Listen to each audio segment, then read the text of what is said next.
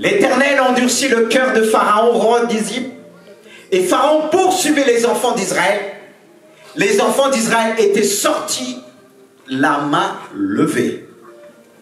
Les Égyptiens les poursuivirent, et tous les chevaux, les chars de Pharaon, ses cavaliers et son armée, les atteignirent, campés près de la mer, vers Pi-Hahiroth, vis-à-vis de Baal-Sheboum. Pharaon approchait, les enfants d'Israël levèrent les yeux, et voici, les Égyptiens étaient en marche derrière eux. Et les enfants d'Israël eurent une grande frayeur. Ils crièrent à l'Éternel. Ils dirent à Moïse, n'y avait-il pas des sépulcres en Égypte, sans qu'il fût besoin de nous mener mourir au désert? Que nous as-tu fait en nous faisant sortir d'Égypte? N'est-ce pas là ce que nous te disons en Égypte? Laisse-nous servir les Égyptiens, car nous aimons mieux servir les Égyptiens que de mourir au désert. Moïse répondit au peuple, ne crains rien, restez en place et regardez la délivrance que l'Éternel va vous accorder en ce jour, car les Égyptiens que vous voyez aujourd'hui, vous ne les verrez plus jamais. Et l'Éternel combattra pour vous et vous garderez le silence. L'Éternel dit à Moïse, pourquoi ce cri? Parle aux enfants d'Israël et qu'ils marchent. Et Dieu veut te dire, pourquoi ce cri de peur, de frayeur, d'angoisse? Et il te dit, marche devant moi. C'est difficile. C'est quand ça attend à quelqu'un qui nous dit, prends le devant et je reste derrière. On risque de dire, mais tu as peur. Mais passe devant. C'est toi l'homme. C'est toi ceci. C'est toi le responsable. Imagine ton mari face au problème. Il te dit, ma femme, passe devant. Qu'est-ce que tu vas le dire? Irresponsable. Est-ce que Dieu est irresponsable? Non. Mais il va dire, marche devant moi. Il l'ordonne.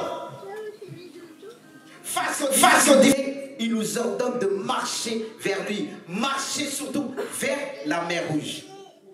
Alors, que représente la mer Rouge? C'est important de savoir. Que représente la mer Rouge? Amen.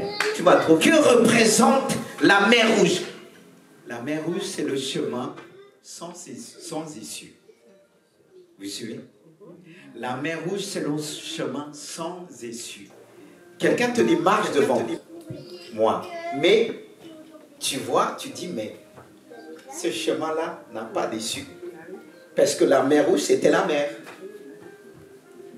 Et Dieu te dit, marche vers la mer. Tu dis, mais attends, il y a un problème. Mais en même temps, il te dit, c'est ton seul salut, ta délivrance. Mais tu dis, c'est pas possible. Je ne peux pas marcher vers la mer Rouge. Alors, la première chose qu'il faut savoir, que la mer Rouge, c'est le chemin sans issue. On peut dire, marche devant. Place-toi devant, je suis derrière. Je vais sécuriser. Mais il te dit, marche devant vers la mer, vers un chemin sans issue. Parce que souvent, quand on a des problèmes, on se tourne vers Dieu, on dit, ah, Seigneur, voilà, j'ai pas d'issue. Mais il te dit, continue à marcher. Tu dis, mais attends, il n'y a pas de logique. Il y a une logique, mais la logique de Dieu, ce n'est pas la logique des hommes. La logique de Dieu peut quelque part s'aimer la peur en nous. Tu vas dire, au lieu de me rassurer, il me dit de marcher. Mais comment je peux marcher, bien-aimé de Dieu? Comment marcher devant Dieu vers le chemin sans issue?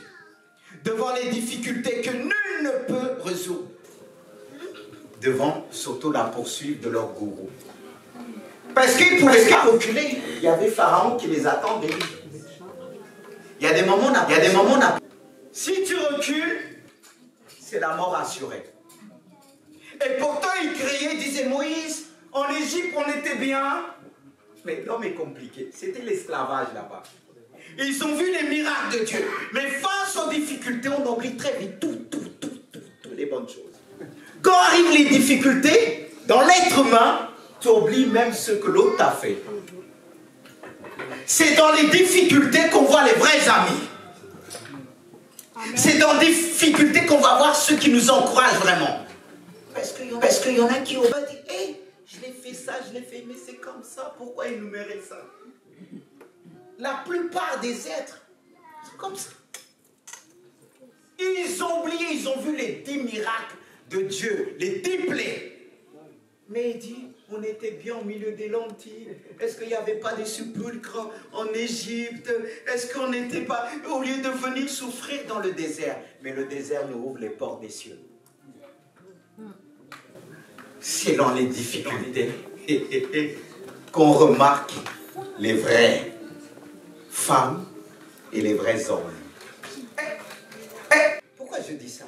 Parce que quand on est jeune, on voit les grands et les beaux, on dit « Ah, c'est la sécurité ». Non, attends l'épreuve. Tu vas voir si c'est vraiment la sécurité. Tu vas voir si ton bonhomme, c'est vraiment un bonhomme. Hein? C'est pas dans le sourire que tu peux très vite évaluer. Ah, c'est un bonhomme, il a un bon sourire, il a des beaux yeux. Non! Amen. Attends les moments d'épreuve, tu vas voir si les yeux clignotent bien. Ils vont pas clignoter, ils vont être fermés. Et il y en a qui disent Dieu pour tous. Non, Dieu pour tous, comme on dit. Tous, chacun les prend le Dieu pour tous. Chacun pour soi, Dieu pour tous. Mais c'est pas comme ça que Dieu nous dit. C'est-à-dire que chacun se débrouille après. Si Dieu veut te sauver, il te sauve. Non, c'est pas comme ça. On est ensemble. Est-ce qu'on est toujours ensemble? Est-ce que vous êtes avec moi? Alors, comment marcher devant une telle pression de mort? Il y avait une pression de mort. La mort était devant eux. Mais comment marcher devant cette pression qui était derrière? Le peuple ne pouvait pas marcher devant une telle pression. Et ils ont fini par oublier tous les miracles qui ont provoqué les 10 plaies en Égypte. Ils ont oublié. Mais ce n'est pas normal. Et devant toute une nation agitée, Moïse, frères et sœurs, a utilisé quelques mots d'ordre de vie. Des paroles de vie. Parce que là, la peur les a tétanisés, effrayés. Une grande peur. Et face à la peur, on ne peut rien faire. N'essaye pas de résoudre des problèmes par à travers la peur. Tu vas échouer. Si tu as quelqu'un à cause de toi, vous allez faire en guerre. S'il commence à paniquer, dis reste chez toi. Il va causer plus que de sauver. Et là, il fallait que Moïse donne des paroles de vie. Et voici les mots d'ordre de la foi prononcés par Moïse de la part de Dieu. Il va leur dire, ne craignez rien. Amen. Deuxièmement, il va leur dire, restez en place et regardez. Et à la fin, le silence. Ce sont des mots d'ordre qui nous maintient dans la foi, qui nous garde dans la foi.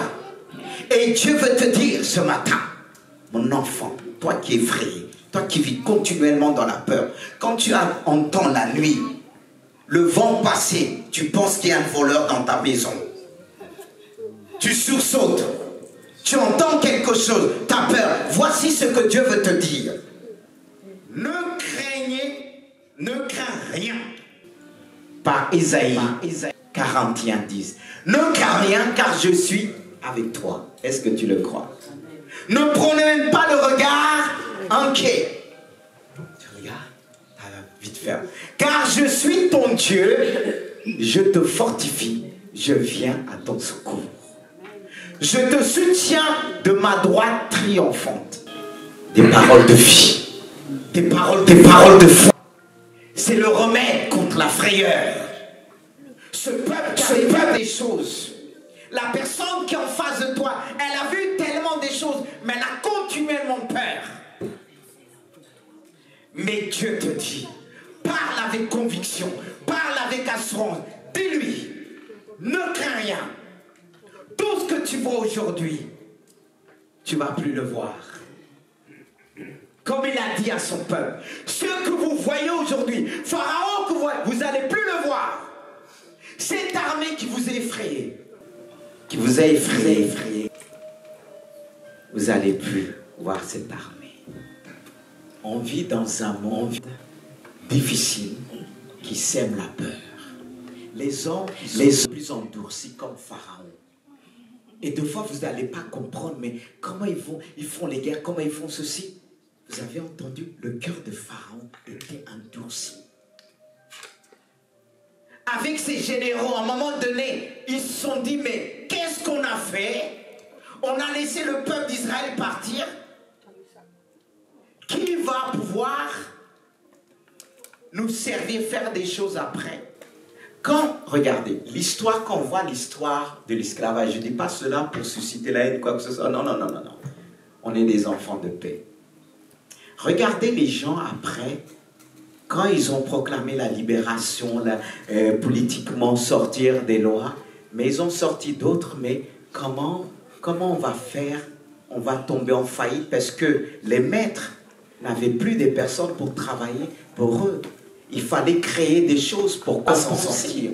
L'économie va tomber. Et la plupart du temps, à l'époque, c'était ça. Il fallait créer d'autres banques qui n'avaient rien à voir pour compenser. Et pour payer encore les maîtres. C'est soi-disant ceux qui allaient créer d'autres banques qui n'avaient rien à voir pour compenser. Il fallait les payer encore les maîtres quelque part. C'est soi-disant ceux qui ont mené. Et Pharaon s'est levé. Pas mal d'esclaves. Il fallait les payer. Les compensants quelque part parce qu'ils perdaient beaucoup. Il faut les rattraper. Ça n'a pas changé. Et Pharaon s'est levé, d'un côté, non. C'est notre économie qui est en train de partir. Ton Dieu. Il faut les rattraper. Un nombre de fois. Moïse avait dit, et ils étaient bien armés jusqu'au temps. Il y a quoi pour être effrayé? Mais qui peut effrayer l'Éternel? Qui peut effrayer ton Dieu? Qui peut effrayer un homme de foi? C'est pourquoi il te dit ce matin. Les méthodes de Dieu ne sont pas les méthodes des hommes. Quand Goliath a demandé un homme de guerre, quand tu envoies un enfant dans la maison, tu rentres, tu sors. C'est pourquoi il te dit on a du mal, reste en place face à des difficultés. Ne crains rien, se poser, car c'est moi qui face aux mauvaises nouvelles. Et en même temps, il te dit reste en place, reste en paix. Et quand il y a des problèmes, on va troubler l'autre, on dit mal. C'est pas possible. Dans la maison, tu rentres des ici pour faire Jésus. On a du mal à rester face à la tempête dans une face à des difficultés. Il y avait tellement de vent. Il faut face aux mauvaises nouvelles. Pourquoi tu te restes en place? Tu t'inquiètes pas. Qui peut rester en paix? On va mourir. Et quand il y a des problèmes, on va troubler l'autre. On dit, c'est pas possible. Ils ont commencé à s'attaquer à faire Jésus. Face à la tempête dans une barque, on était bien. Il y avait tellement de vent. Est-ce qu'ils étaient vraiment bien? Pourquoi tu dors? Toi, tu t'inquiètes pas qu'on périsse. On va mourir. Ta conjointe. Et le peuple d'Israël ne pouvait pas rester tranquille. Ils ont commencé à s'attaquer à Moïse. Il va le dire, reste. Qu'est-ce que tu nous as fait? Car rester en place, on était bien. C'est rester dans le plan de Dieu. Est-ce qu'ils étaient vraiment bien? Toi, lorsque tu es effrayé, tu oublies tout, tu dis à l'autre, ton conjoint, face aux difficultés, nous pourrons être tentés par le découragement. Ah bon? Avant, quand Dieu dit, demeure dans la foi, reste tranquille. Il va le dire. Reste en place, reste en position. Mais souvent, on est agité, on va dans tous les sens. On ne peut pas rester en place, vigilant, bien aimé de Dieu. Car le plan de Dieu ne sont pas toujours faciles. Ils ont commencé à accuser Moïse, nous pourrons être le grand libérateur Moïse qui avait conduit le peuple de Dieu, qui a sacrifié sa vie. C'est pas évident d'être leader, c'est pas évident d'être responsable. Dieu dit, on critique très vite. Reste tranquille. Mais parfois Dieu dit, reste en place. Quand ça va pas, en position, on cherche toujours un coupable. On est agité. Là, le coupable c'était Moïse. Mais Moïse va leur dire, reste en place. Malgré la pression, le découragement, on perd pied. On commence à s'accuser. Parce que ceux qui nous viennent en tête, ils ont commencé à accuser Moïse, le grand libérateur Moïse qui avait conduit le peuple de Dieu. Qui a sacrifié sa vie C'est pas accélérer la promesse. C'est pas évident d'être responsable. Que Dieu avait promis sa femme un enfant. Dieu dit, comme elle était stérile, quand ça va pas, on cherche toujours un coupable. Là, le coupable, c'était Moïse. Mais Moïse va leur dire, reste en place. Qu'est-ce qui nous met souvent dans des problèmes? C'est le manque de patience face aux difficultés. Dieu te dit de ne pas faire les choses. Mais Dieu te dit, toi, reste calme. Parce que ce qui nous vient en tête, c'est ce que tu ne vas pas voir les choses claires. Dieu va faire à un moment donné des difficultés dans le temps de désert. Non seulement il va leur dire, Dieu l'avait promis, en place, il voulait accélérer la promesse de Dieu. Il a pris garde. Agar. Or que Dieu avait promis sa femme un enfant. Mais comme elle était stérile, il a dit, ils sont dit qu'ils vont prendre notre femme, comme ça elle va... L'enfant va accoucher, elle va coucher sur ses genoux, comme ça elle prendra l'enfant. Mais ça les a créé que des problèmes. Qu'est-ce qui nous met souvent dans des problèmes? C'est le manque de patience face aux difficultés. On veut accélérer les choses. Et si tu regardes par Dieu te dit, selon Dieu, demeure dans car regardez par la foi, demeure dans le plan de Dieu. Dans ce contexte. Parce que quand vient le découragement d'avance, tu vas voir les choses floues. Tu ne vas pas voir les choses claires. Et Dieu voulait que le peuple reste en place. Non seulement Moïse il va leur dire, restez en place, mais il va leur dire, regardez. Moïse a répondu au peuple en disant, regardez la délivrance que l'Éternel va accorder en ce jour. Car les Égyptiens que vous voyez aujourd'hui, vous ne les verrez plus. Attends que ça passe. Il dit même plus jamais.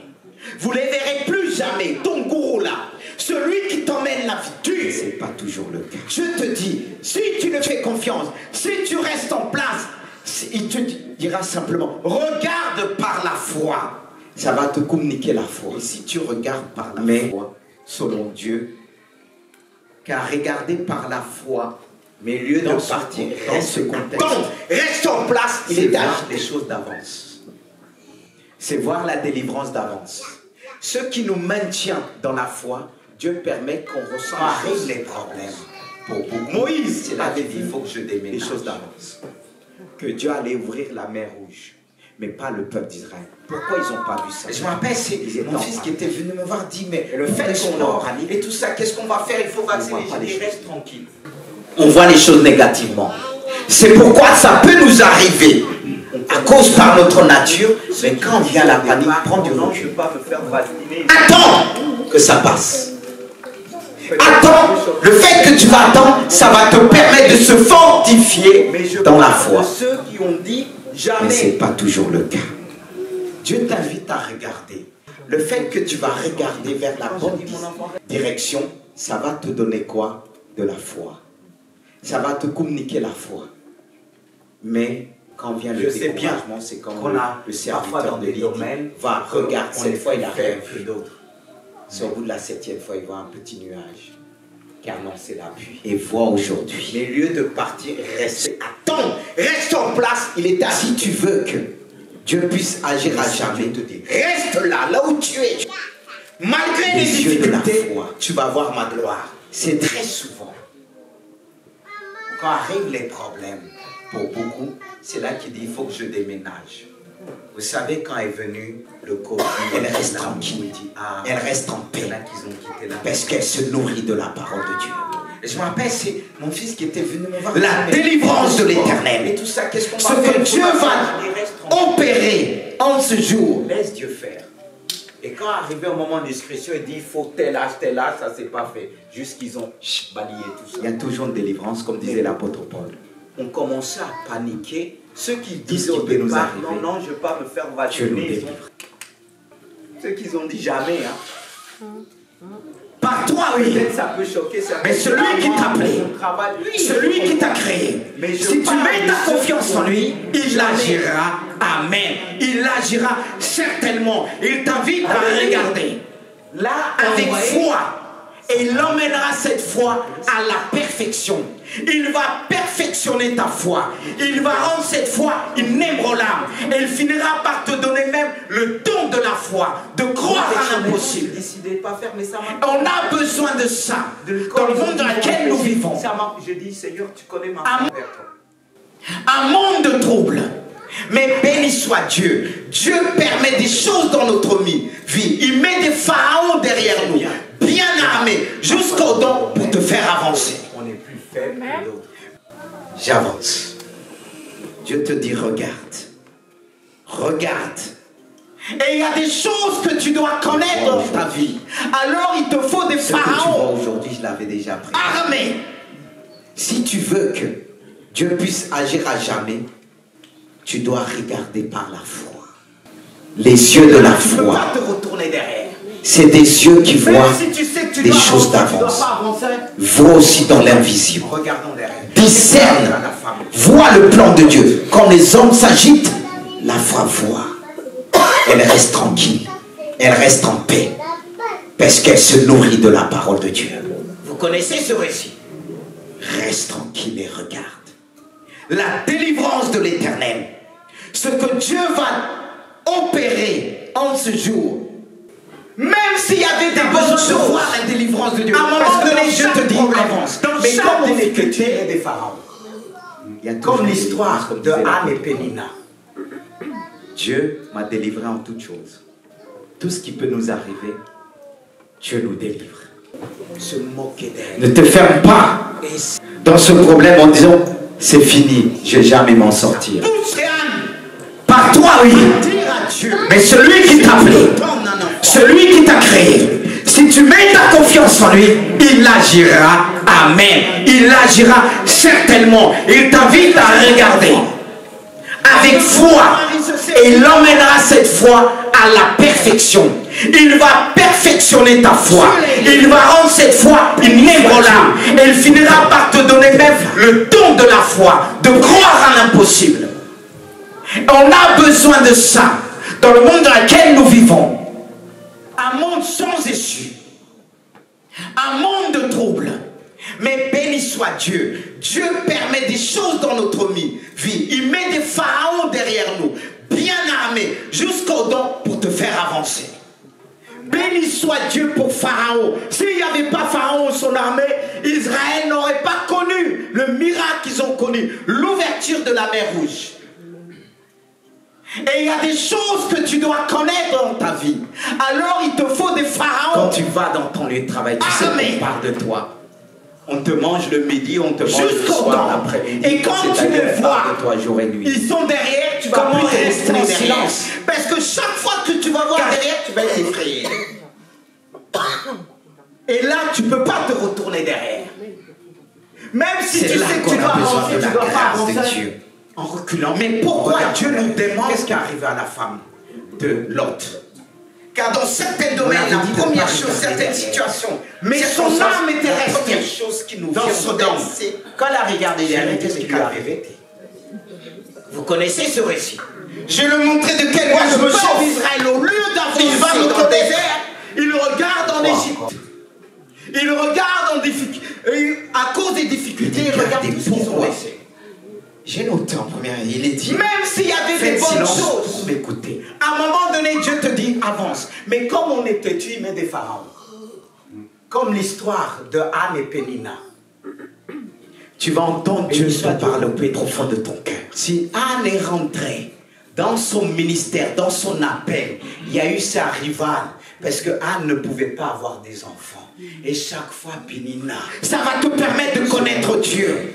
C'est ce que Dieu voulait emmener. C'est moquerie, comme mortification. Et j'ai ça. Pousse Anne à dire à Dieu, si tu me donnes un enfant, je vais te le prêter. Quand Dieu je vais te le consacrer. Faire silence. Elle n'a pas dit oui. Tu vois ce que ma rivale me fait. Tu l'exposes. Parce que j'ai pas d'enfant.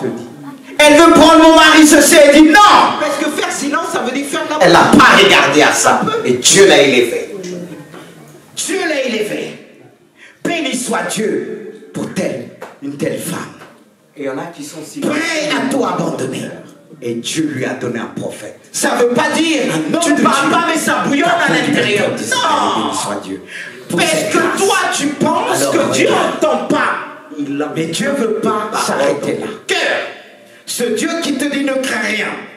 Qui te dit reste en position, reste en place, malgré la tribulation, malgré les difficultés, malgré tout ce qu'on a dit sur toi, reste en place. Garde le silence devant les reste dans le silence. Et espère en lui, garde le silence. Mais comment garder le silence quand tout va mal? Comment garder le silence quand on parle mal de nous? Quand tu dis ça va, oui ça va. Quand tu vas dans le travail, tu sais, il y a le volcan au fond de toi. On te mange le midi, on te mange le soir. T'as envie d'exploser, mais c'est-à-dire on parle de toi jour et nuit. Comment rester en silence? Car rester en silence, ça ne veut pas dire seulement fermer la bouche, mais rester en paix. Rester dans le calme. C'est là qu'on a besoin de la grâce de Dieu. Cette période de silence, Dieu nous demande, que Dieu te demande, et de garder le silence pendant lequel Dieu va. Car dans certains domaines, la première chose, certaines situations, circonstances, on a apprécié certaines personnes, c'est face aux difficultés, comment on a géré les choses. Je lui montrer qui je suis. C'est ainsi que j'ai noté le silence. Je lui montrer de quelle voie je me chauffe. Avec le silence, il va me connaître. Dieu active la puissance du salut. Vous savez ce que veut dire le salut. Je vais le faire ceci, je vais le faire cela.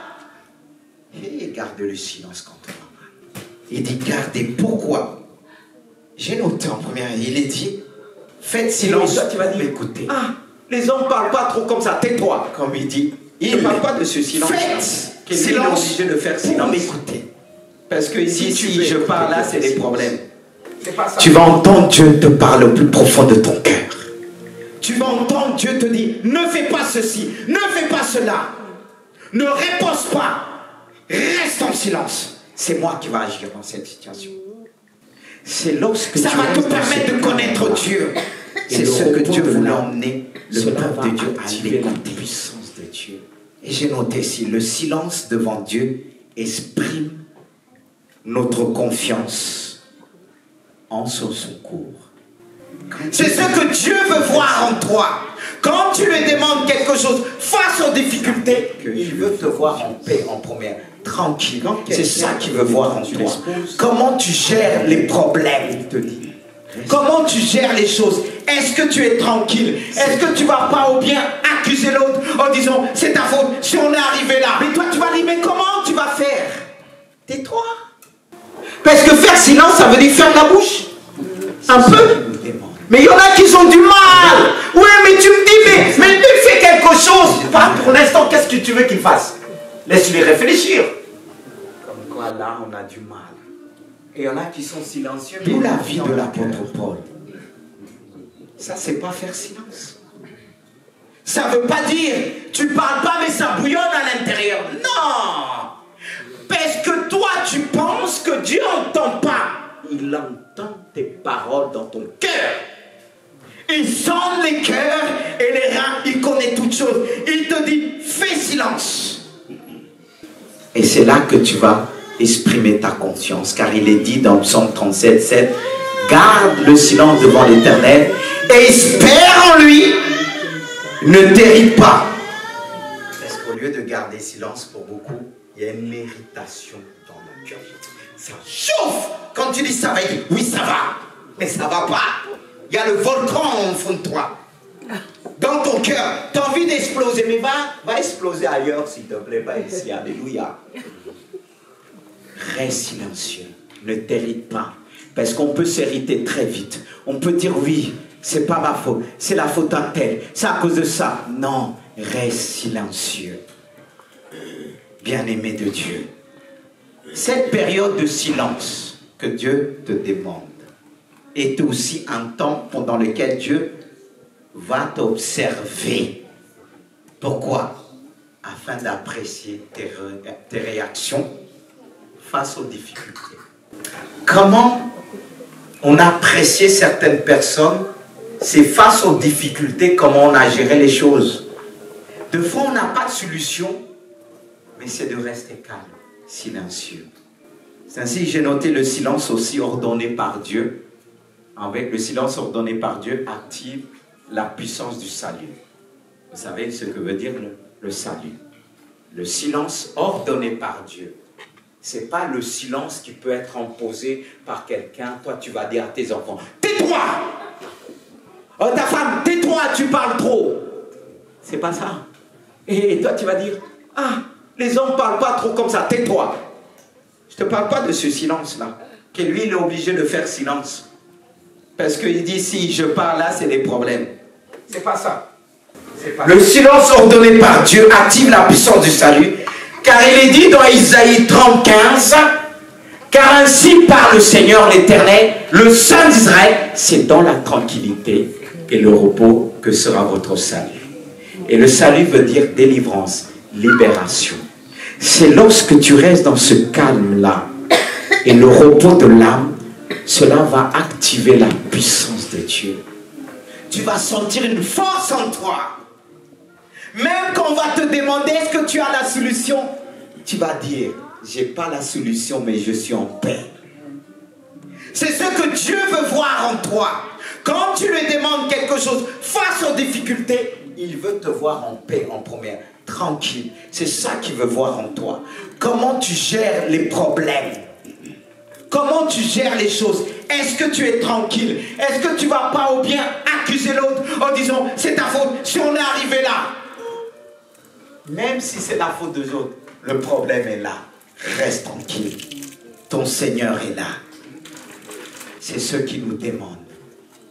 On va avoir la force.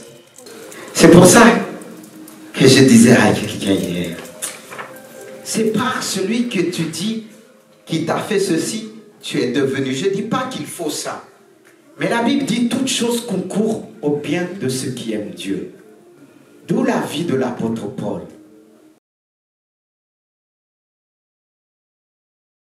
L'apôtre Paul, il est devenu ce qu'il est à travers ce qu'il a vécu. Il a connu la mort et Dieu l'a ressuscité. Il a connu toutes sortes de calomnies par ses ennemis. Il a connu la tribulation à tel point qu'il va dire « Qui me séparera de l'amour de Dieu? Est-ce l'épreuve, la tribulation, la nudité, la mort, le péril, les dominations, les autorités sataniques ?» Il va tous les énumérer. À un moment, il va dire « Qui me séparera de l'amour de Dieu ?» Alors défiez-vous encore. J'ai l'assurance que rien ne pourra me séparer de l'amour de Dieu manifesté en Jésus-Christ. Car il a fait de nous des vainqueurs. Et en lui, on est plus que vainqueurs. C'est pourquoi on a besoin de Dieu. De plus en plus. Parce que regardez les difficultés mondiales dans ce monde. Comment les hommes sont agités. Comment les nations sont agitées. Mais pourquoi? Pourquoi ces frayeurs? Pourquoi cette peur? Ce Dieu qui a anéanti l'armée de Pharaon n'a pas changé. Ce Dieu qui te dit que 1000 tombent à côté, 10 000 à ta droite, tu ne seras pas atteint. Et tes yeux seulement, tu verras la rétribution de tes ennemis, les méchants, retranchés sur la terre. Faisons confiance à Dieu. Vous savez, sans le Seigneur, comment trouver la paix? Sans Dieu, comment trouver la paix? Comment trouver le repos? Comme dit la Bible, beaucoup proclament leur bonté, mais l'homme fidèle, qui le trouvera? L'homme de paix, qui le trouvera? L'homme de foi, qui le trouvera? Il le trouve en Jésus-Christ, notre Sauveur et Seigneur. Celui qui nous a changés, qui nous a transformés, n'a pas changé. Et ce que Dieu veut te donner ce matin, la force de triompher. Mais il te dit, regarde avec ton cœur, approche-toi avec ton cœur, reçois par la foi avec ton cœur ce que je veux te donner. Je veux faire de toi une femme forte, un homme fort, un homme courageux, un homme qui encourage les autres, un homme qui sait encourager ses enfants, un homme qui sait communiquer la paix devant la peur. Dieu cherche des hommes et des femmes remplis de paix pour apporter la paix dans ce monde. Vous savez pourquoi il y a des guerres? C'est à cause de la peur. C'est la peur. Ils ont peur, il fait tellement pour s'armer jusqu'aux dents. Mais un homme de paix n'a pas besoin de ça. Moïse avait son bâton. Et c'est son bâton, Dieu l'a dit, élève le bâton et parle à la mer. Parle au peuple d'Israël. Cette armée que vous voyez aujourd'hui, vous ne la verrez plus. Et Moïse, par la foi, il n'avait pas une arme, mais un bâton. Il a vaincu avec le bâton, pendant que les autres étaient bien armés. Et aujourd'hui, on pourrait dire, selon le contexte aujourd'hui, des tireurs d'élite. Des hommes de guerre. Mais Moïse seul a remporté la victoire. Et la mer s'est fondue à deux. Le peuple d'Israël est passé. Et lorsque l'armée voulait passer, Dieu a fermé. Et ils ont disparu totalement. Par la mer. Alléluia. Dieu va faire disparaître tes ennemis. Ceux qui te combattent, fais-lui confiance. C'est pourquoi on va prier ensemble. Est-ce qu'on peut prier? Est-ce qu'on peut se mettre debout? Cette parole a suscité la prière en nous. Cette parole nous pousse à remercier ce Dieu qui combat pour nous. Que pourra-vous faire nos ennemis? Ils chancellent, ils tombent. Seigneur, nous te disons merci pour ta parole. Mets ta main sur toi.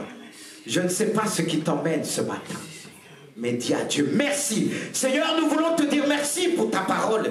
Merci pour ce que tu as fait ce matin. Manifeste ta grandeur et ta sainteté, tu fortifies. Tu enlèves la peur. Tu enlèves la frayeur. Manifeste ta grandeur ce matin. Dieu est capable d'enlever cette peur là où tu es. Il est capable d'opérer ce miracle. Je n'ai pas besoin de te dire avance, mais Dieu va agir. Seigneur, tu entends les cris de cœur. Tu dis dans ta parole qu'un malheureux cri, l'Éternel entend, il le délivre de toute détresse. Il a entendu ces cris, cris de frayeur, mais le Seigneur t'apporte la paix, il t'apporte la consolation, il t'apporte la tranquillité, il t'apporte le repos. Tu entends des bruits de guerre. Il y a la confusion, il y a l'angoisse. Mais je prie au nom puissant de Jésus que Dieu apaise ton cœur. Que Dieu apaise ton cœur ce matin par la puissance du Saint-Esprit. Par la puissance du Saint-Esprit. Apaise les cœurs. Le salut vient de toi. Tu donnes la libération. Tu accordes le pardon. Tu accordes ton amour dans les cœurs. Ton amour qui ne tarit pas. Réponds ton amour dans le cœur. Réponds ton amour dans le cœur. Réponds ton amour dans le cœur. Et aide-nous à résister face au péché. Aide-nous à ne plus se lamenter pour rien. Ce n'est pas les lamentations, Père, qui sauvent, mais c'est ta gloire, c'est ta parole, c'est ta présence. Seigneur, nous voulons devant toi, ô Dieu de grâce, nous voulons rester dans la paix, de ne plus craindre. Tu vois toutes ces peurs qui nous envahissent, toutes ces peurs qui nous emmènent à abandonner la voie de Dieu. Seigneur, nous voulons rester en place, rester, demeurer dans ta volonté, malgré la confusion, malgré les difficultés. Aide-nous à rester en place, en position. Aide-nous à marcher, à regarder par la foi, à voir l'invisible, à démontrer cette foi par le nom puissant de Jésus. Aide-nous à garder le silence, car tu dis qu'il est bon d'attendre le secours de l'Éternel dans le silence. Oh Dieu, aide-nous. Comment attendre ton secours dans le silence? C'est par ton esprit. Merci pour ton esprit. Tu as répondu. Merci pour ta parole. Merci pour ce que tu as opéré ce matin. Que ton nom soit béni. Amen. Gloire à